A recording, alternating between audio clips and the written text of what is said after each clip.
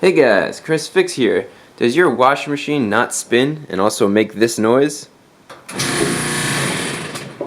Typically this problem is a bad motor coupler. It's a $2 piece. It's really easy to fix and I'm going to show you how to fix it today. I'm going to be working on a Kenmore, but this also applies to Whirlpool, and pretty much any washer is going to be the same process. I'll put a link to this part in the description so you can find it easily. And to access this part, what we're going to do is we're going to go underneath. There's no need to take off any panels or anything. You can go right underneath. So I'm going to pull this out and then tilt it upwards. So here are all the tools you're going to need. You might not need the rubber mallet. It depends on how hard your coupler is to get on. I'll show you all that later on. You got your part. I'll put a link in the description to the exact part that I'm using. That's the part number. Flathead screwdriver and a ratchet with a 1/4 inch socket. Let's begin. So all we're going to do is we're going to tilt this. I'm going to use a jack stand just to keep it tilted. Make sure you unplug the electric for the washing machine. Might also consider shutting off the water, the hot and the cold water. We're not going to do anything with the hot and cold water, but just to be safe so you don't spring a leak or something. So now with it unplugged, we'll go underneath. You can see this is the pump. This right here is the motor. And then between the motor and the transmission is the coupler. And what you're going to do is you're just going to spin it by hand. In this case I don't really have to spin it very far. You can see right there it's broken. It's designed to break so you don't damage your motor, you don't damage the transmission if there's too much of a load. They also break because they get old and brittle. It's a $2 part. It's a 5-minute job. Let me show you how to replace it now that we identified that's the problem. This is the first thing we're going to take off. It's really simple. There's 2 metal clips. There's one here. That pops off like that. And then there's one up here. Just pops off with your finger. And then you just wiggle this loose and move it off to the side. You can see that there's some dust around here, and I recommend that you vacuum that out. So the same process that we took off this pump here with these clips, we're going to have to take off these clips that hold in the motor. There's one down here, and then there's one up here. And then this is a 1/4 inch socket. Just loosen it up. That's one. Get this top one up here. That's 2. Now that these 2 are unscrewed, we're just going to get a flathead screwdriver and we're going to just pop each clip out. Got the bottom one out. Do the same thing for the top clip. Now your motor is free to get pulled out. It's heavy, be careful. And just set that down. So the motor's out and you can see it couples right in there. And we look here. This is the piece that's broken. So just take it off. And then that'll come right out. So you could take this is garbage. If you want, you could keep the one that is intact just in case you want an extra part. If it breaks, and you could fix it on the fly while you get your parts ordered. Since this is still good, I'm replacing everything. But in my case, this piece is still good, and this piece is still good, so I'm going to keep it for spare parts. This is the piece that broke, and that's why you heard all that clanking and clicking. So here's the nice new one. All it does is slide right on here. It only fits in one way. It doesn't matter which side you use. So just slide that on there.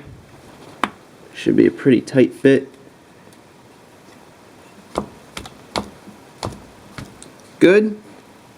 And then when you look on here, there's no space for it to slide in anymore. So to make it easier for yourself, just take out this plastic piece here on the coupler. That comes out. Make sure the black piece is seated all the way. Just press down on it. And we're going to take this. I'm going to go in here and we're going to push this on. So just press this all the way down.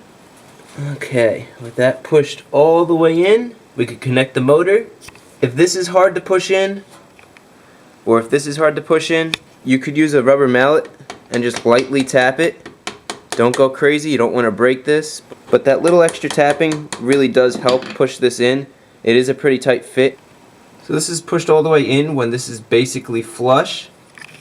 And if you look at the side view, there's no extra space to push this in. So that's how you know it's all the way in. To make this easy, align it so the top peg is at the 12 o'clock position and these two pegs are at the bottom. And we're going to do the same here. The hole for the top peg will be at the 12 o'clock position, and that should allow us to slide this in really easily. One of our metal clips did pop out before, so to put that in, all you do is find that slot in there, and after you find the slot, stick it in, and then turn it, and that's in. So don't worry if these things pop out. Now we're going to get our motor. Remember, it goes in just like this. That white piece is on the bottom here, and the wiring harness is on the side. You're going to have to use both hands because it is pretty heavy. And just turn the motor a little bit to get it in place. And wiggle it. And there we go. It just locked into place. So now that our motor's in, we have this clip here, and we have a clip up here. So we're going to do the top first because it's a lot easier. You just tilt the motor back like that. That'll clip in. Now we can let go of the motor. And then now the bottom one will go in a lot easier. It's a lot easier to do the top first than the bottom second. Good. Now the motor is locked in. Remember, we have these two screws that need to go in. Tighten the bottom one first. It doesn't really matter at this point. Just tighten them both down. You don't have to go super tight, just snug them up. That's perfect. We got that second one up here. And just snug it down just like that. Again, don't make these super tight. Then the last thing we have to do is we have to slide this on to that piece right there. You might have to align it. We'll see if this just fits on. Give it a little twist. Oh, there you go. It actually was aligned. If it's not aligned, just twist it a little bit to get it aligned. That goes in like that. Now these clips fell out before, and putting them in will be the same as the other clips. It's just a T-shaped piece that you push in and then twist. So you just find the hole here, push it in, twist it, and then this will snap onto here, just like so. And the same thing for the back one. You're going to just feel around for the hole. Hole's right there. Put it in, twist it, and get that on. Everything's locked in. Just give it a little shake to make sure it feels solid. Everything should feel solid. Now we can remove our jack stand. Slowly tilt this down. And now we're going to give it a shot, see if it works. Okay, now we'll plug it back in. We'll test it out, see if it works. Also, don't forget, if you shut these off, turn them back on. And it works. So now you can just push the washer back and you're good to go. And that's how you replace a motor coupler on your washing machine. Costs you $2. Nice and easy to do. Takes 10 minutes max. The top tip for this video is, you see this one right here, this hose that goes all the way down. That's your water exhaust hose. That's where the water drains after you're done washing. Make sure that you do not pull the washing machine out too far, because if you do, that happens, and then water starts shooting out. As you can tell, that's what happened to me. Keep an eye on this. Don't let there be too much tension on this, otherwise water will get all over your floor. And just to make sure that that problem doesn't happen, again, don't let it pull out too far, but also you can use the pliers and make sure that the hose is pushed all the way down and this clamp is on there good.